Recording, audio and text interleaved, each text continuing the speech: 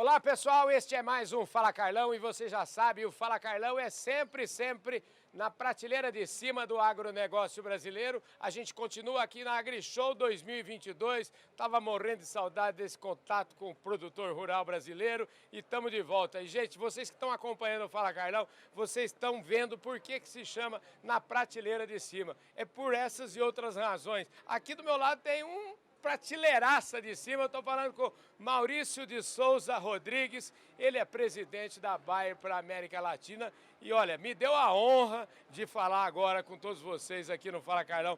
Ô Maurício, muito obrigado pela sua presença aqui, viu? Eu que agradeço, Carlão, é um prazer estar aqui com você, é uma grande celebridade pelo que eu vejo aqui, então prateleira de cima dos dois lados aqui, claramente. A celebridade aqui é você, rapaz, o meu programa faz sucesso é por conta das pessoas que vêm aqui, gente que tem muita história bonita para contar.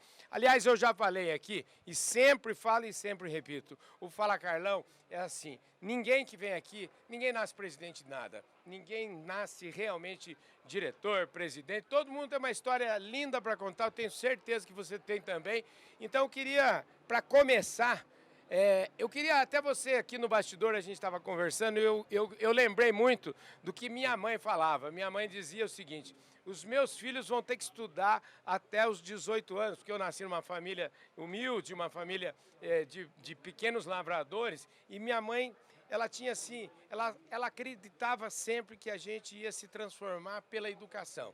E ela realmente nos fez estudar até os 18 anos, ela gostava de falar assim, a gente consegue até os 18 anos é por nossa conta. E graças a Deus deu certo, a gente depois dos 18 continuamos tudo enfim, eu quero dedicar esse programa à dona Neuza, que deve estar em algum lugar aí olhando pela gente. Então eu queria começar esse programa que você falasse um pouquinho das suas raízes, das suas origens.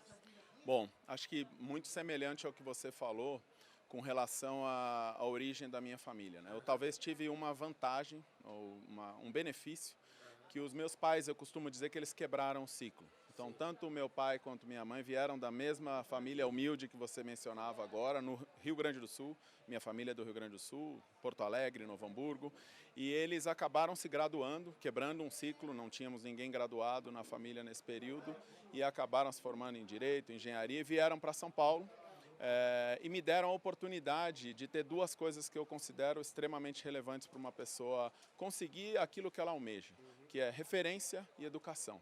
Então eles me deram ótima referência com relação ao que é possível uma pessoa conseguir, o que ela precisa fazer através da educação, o que ela precisa se esforçar e tudo mais, mas deram condições ao mesmo tempo que eu estudasse em bons colégios e que eu tivesse acesso, que é o que muita gente da nossa população infelizmente não tem. Então com esses dois aspectos, você fez a homenagem à sua mãe, eu tenho a dona Vera lá também olhando por mim, que nos deixou há muito tempo, mas deixou muita referência para mim e sem dúvida acaba auxiliando bastante em termos de norte. Eu costumo dizer que para mim sucesso de uma pessoa não tem nada a ver com o cargo que ela ocupa, e sim tem a ver muito mais com fazer aquilo que a pessoa queira.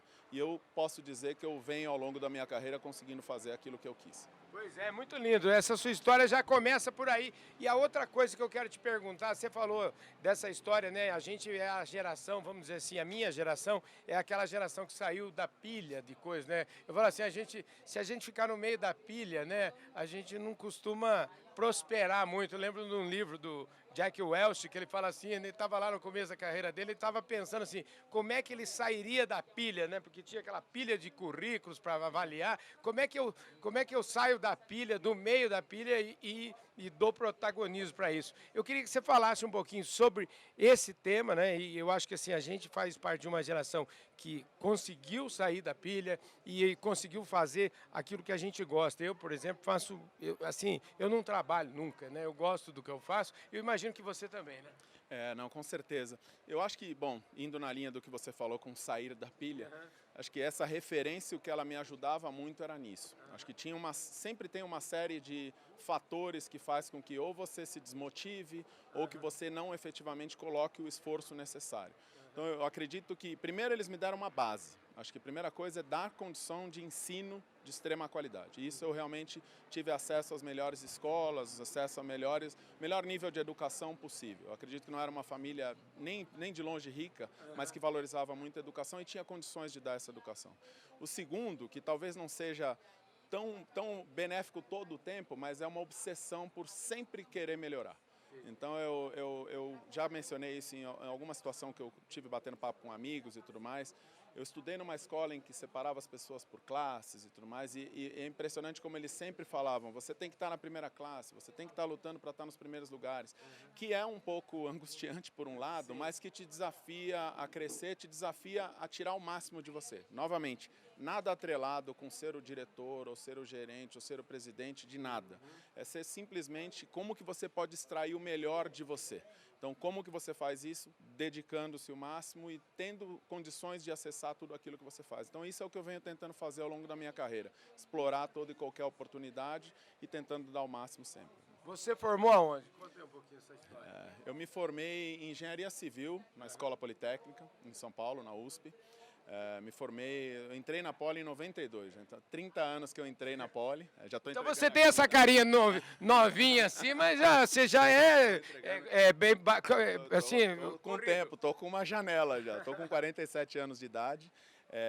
Me formei em Engenharia Civil e depois acabei fazendo MBA, uma especialização em finanças, e comecei a nortear minha carreira para finanças desde então. Fiz muitos cursos em finanças e trilhei uma carreira muito pautada em finanças, não só no Brasil. Tive a oportunidade de morar 4 anos fora, tanto nos Estados Unidos quanto no México.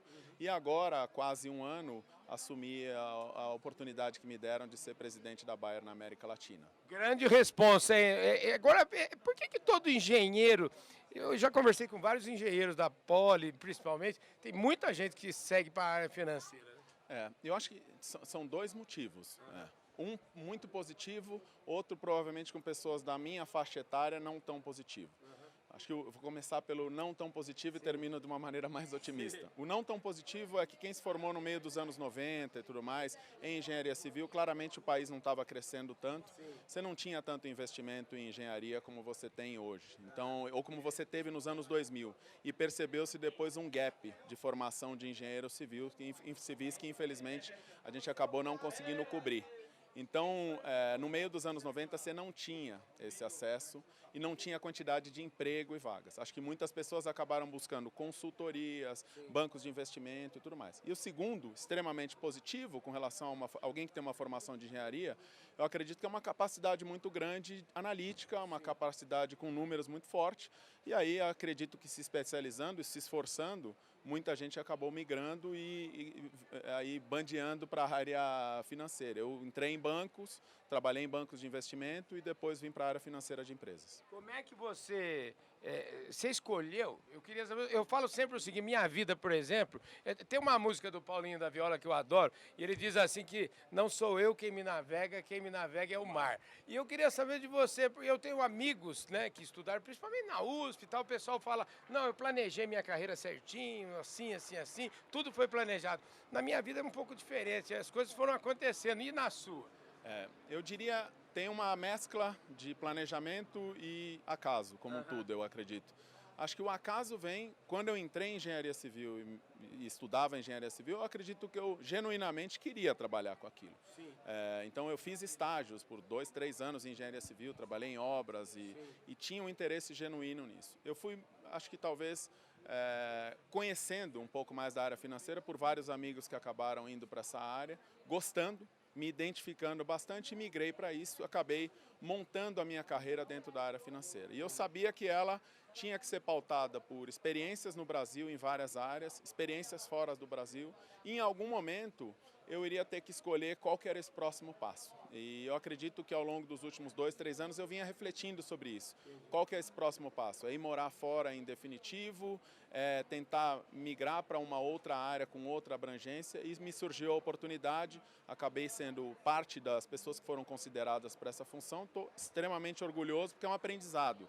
Eu não sou engenheiro agrônomo, trabalho na área agrícola há 23 anos, então algo eu aprendi ao longo desses 23 anos, mas venho aprendendo muito ao longo desses últimos 10, 11 meses. E nesses 23 anos aí, como é que...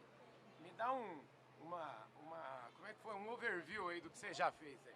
Bom, eu trabalhei, como eu disse, muito na área financeira. Então, na área financeira, eu trabalhei em praticamente todos os espectros, desde trabalhar com área de crédito, área de planejamento financeiro, eu fui diretor financeiro de empresas por 7, 8 anos, tanto no México, quanto no Brasil, quanto Brasil e Argentina. Então, acho que foi uma mescla dessas experiências. Trabalhei muito, em alguma época, muito dentro da área de produção, como uma pessoa de finanças, mas muito integrado com a área de produção, depois muito com a área comercial. Então, acredito que uma mescla de experiências aí. Ao longo do último ano, desde que eu assumi a função como presidente da América Latina, eu venho aprendendo bastante. Então, tenho tentado aprender muito daquelas áreas que eu não sou especialista, não me considero especialista, tenho humildade de reconhecer o que eu não conheço. Então, estou aprendendo aí muito sobre melhoramento genético, estou aprendendo muito mais em detalhes, evidentemente, em alguns aspectos comerciais que eu não estava diretamente envolvido, e tenho me dedicado muito a estar no campo. Então, essa já é, nesses últimos 2 meses, a minha terceira feira, segunda aqui no Brasil, uma na Argentina. E eu pretendo estar presente tanto nesses eventos quanto nos nossos sites para aprender. Acho que o que eu não tenho é o problema com humildade de reconhecer que eu tenho muito a aprender, e por isso acho que o reconhecer que você precisa estar no campo, precisa estar aprendendo, precisa estar escutando os clientes, precisa estar escutando os seus times. Pois é, aliás, está na moda, a gente fala foco no cliente, mas não existe foco no cliente sem ouvido, né? E não existe foco no cliente sem você efetivamente estar fora. Eu sempre digo que o escritório é o pior lugar do mundo para você enxergar o mercado, né? É o pior lugar do mundo, e claramente esses 2 anos de pandemia nos deixaram distantes, porque acho que o estar perto do cliente, você percebe o que é aqui. Nós tivemos ontem um dia maravilhoso, hoje uma manhã extremamente produtiva, trabalhando junto com os nossos clientes. E acho que se tem uma coisa que eu aprendi ao longo desses últimos 10 meses, você faz algo por muito tempo, e eu fui muito tempo da área financeira, você chega num nível de especialidade em que você está falando mais do que ouvindo. Naturalmente, você chega, fala algum assunto, as pessoas, bom, ele já fez isso, ele já conhece, ele já sabe. Eu estou há 10 meses vivendo uma jornada diferente, em que eu sou forçosamente, necessariamente eu tenho que escutar mais do que falo. E eu acho que isso tem me trazido um aprendizado muito interessante de quanto que você pode genuinamente, constantemente aprender mais se você tiver com os ouvidos abertos. Então tenho vindo muito a campo sempre que possível para ouvir, para escutar o que esses clientes estejam falando, para escutar o que os times estejam falando, para aí sim, quando você volta para o escritório, e nós temos ido da maneira nova no escritório, algumas vezes trabalhando de casa, mas quando você sai desse ambiente, você consegue aí sim juntar isso que está sendo falado aqui com a nossa realidade dentro da empresa. Ô Maurício, deixa eu te falar, eu tenho 33 anos de agronegócio, e eu tenho sentido aí, depois dessa volta, a gente ficou, como você falou, a gente ficou 2 anos reclusos aí, e eu tenho sentido assim, uma espécie de um frio na barriga, assim, porque está dando assim, eu estou com sentimento, e isso eu falo em função de tudo que eu escuto também, das pessoas com quem eu entrevisto, de que a gente está vivendo assim um momento sublime, a gente está vivendo um warm-up, a gente está vendo só um aquecimento, que o que a gente já fez até aqui é muito legal, muito bacana, mas o que está por vir é muito mais grandioso. Você tem essa sensação? Eu tenho sinceramente, e me dá ao mesmo tempo aquela sensação de ansiedade de ver o que está para vir, mas dá muita felicidade de perceber o que é esse horizonte que traz. E acho que para qualquer pessoa que está na agricultura há um tempo, se você olhar 10 anos atrás, onde a gente estava em termos de utilização de ferramentas digitais e tudo mais, é surpreendente onde a gente está hoje.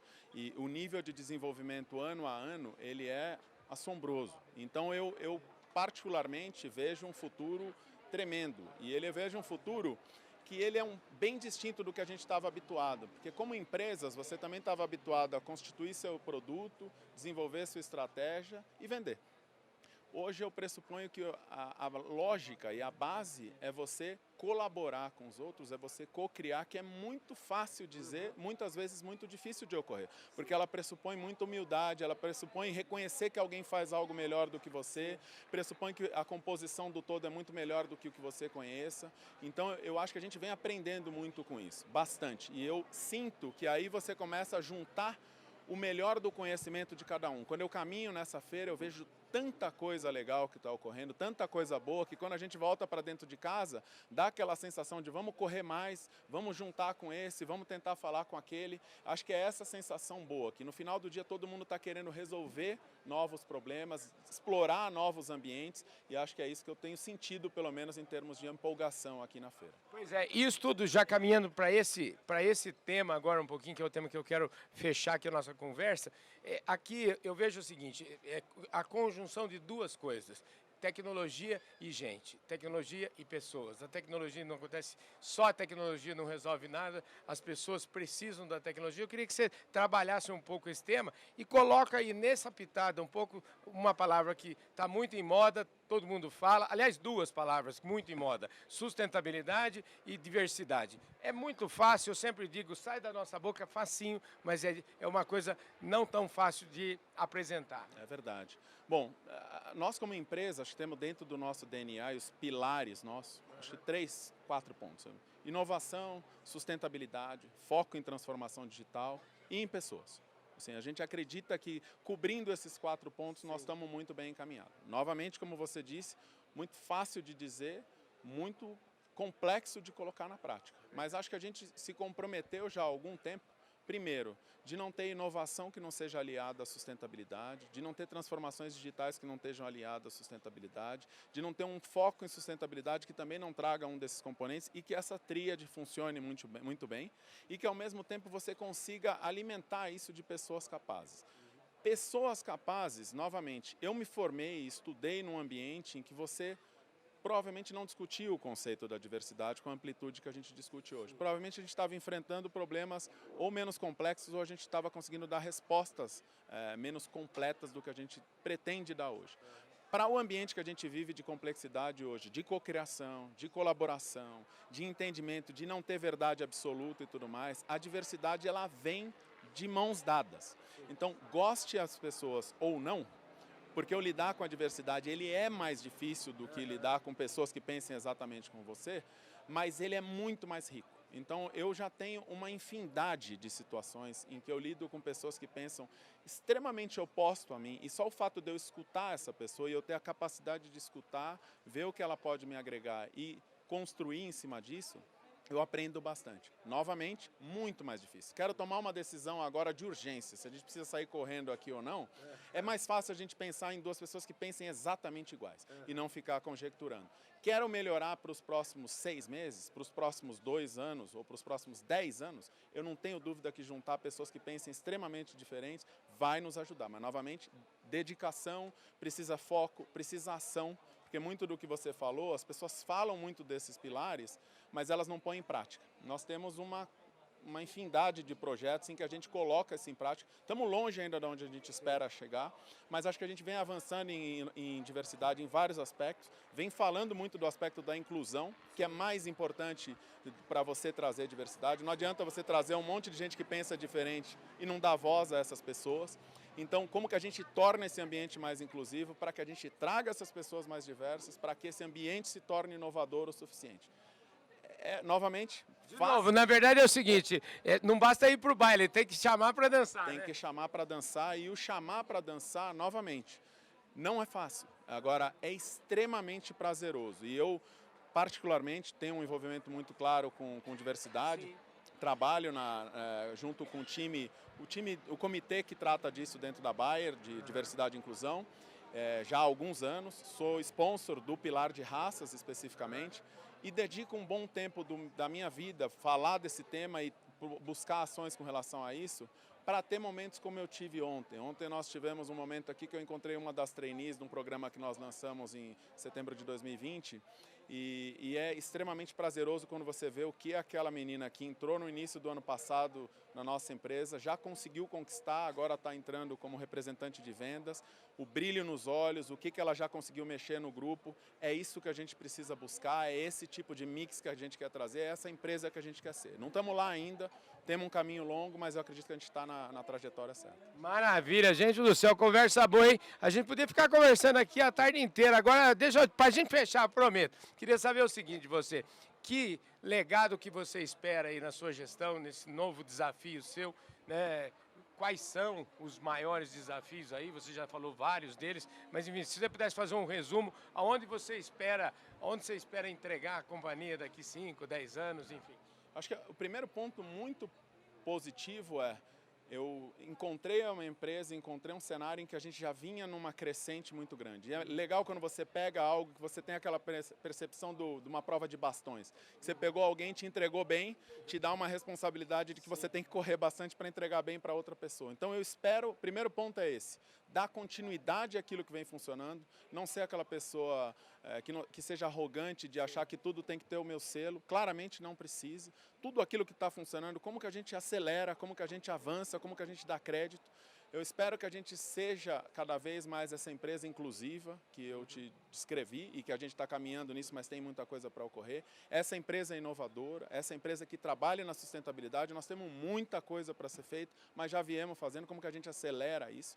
E assim, pensando especificamente sobre mim, eu espero que seja visto como aquela pessoa que não necessariamente estava buscando sucesso pessoal e que sim estava conseguindo, porque dentro da minha função eu tenho a humildade de reconhecer que o meu grau de contribuição ele não é tão grande. O grau de contribuição grande é das pessoas que estão aqui fazendo o negócio acontecer. Então eu espero que eu possa ser aquele que primeiro não atrapalhe e segundo que consiga impulsionar o trabalho dessas pessoas. Que seja um bom servidor. Que seja um bom servidor. Porque esse é o grande mérito do grande executivo, servir as pessoas. Né? Esse deveria ser sempre o grande mérito e ele vai em contra com aquilo que você é treinado, porque você é treinado para ser o primeiro, para ser aquela pessoa, claramente bons líderes que eu admiro, que eu respeito e que eu gostaria de algum dia que alguém possa olhar para mim e dizer que eu estava nesse caminho, é essa pessoa que consegue ver mais nos outros, consegue impulsionar mais essas pessoas e pensar menos em si mesmo. Ô Maurício, pra gente não dizer que eu não falei das flores e os caras não falassem, pô, mas não falou nada da Bayer, dos números, não sei o quê. Eu quero saber assim, qual que é a sua responsabilidade aí nesse seu cargo aí? Você está olhando para quantos países? Enfim, o que você enxerga aí? Na América Latina nós somos em torno de 20 países, 19 se não me falha a memória. Somos divididos em 3 que a gente chama de clusters, tem a América Latina do Norte, a América Latina do Sul e o Brasil.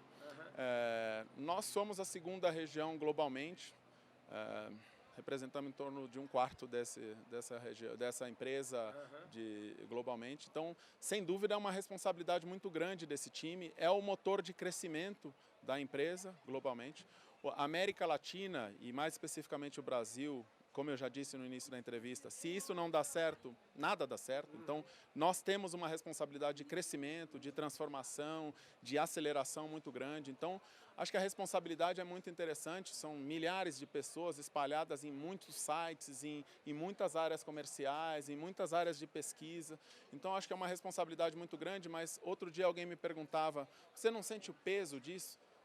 Não sinto, porque é um time extremamente grande, extremamente capaz, em que, novamente, a minha parcela de contribuição, ela não é tão grande assim, ela aparenta ser tão grande, mas ela é focada em algumas decisões que, eventualmente, elas são grandes em magnitude, mas elas são dependentes de que esse time enorme que a gente tem, extremamente capacitado, execute isso no campo. Esse é o time que entrega, né? Esse é o time que entrega e que o líder atrapalhe o menos possível. Esse é o meu objetivo. E aqui no Brasil, você tem um time total. Quero mandar um abraço pro time aqui do Brasil e dizer que, ó, o Fala Carlão está à disposição de vocês aí. Nós temos um time maravilhoso aqui no Brasil.